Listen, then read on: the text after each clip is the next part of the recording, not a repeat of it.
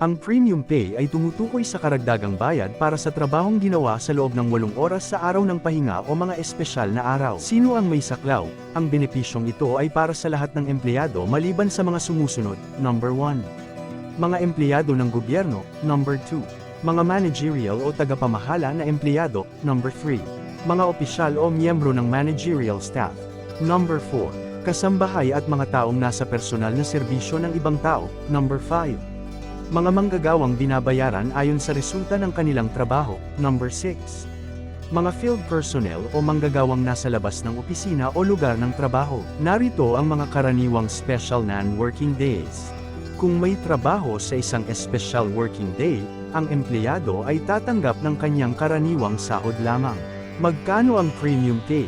Ang trabahong ginawa sa mga espesyal na araw ay may karagdagang bayad na hindi bababa sa 30% ng batayang sahod o kabuuang 130%.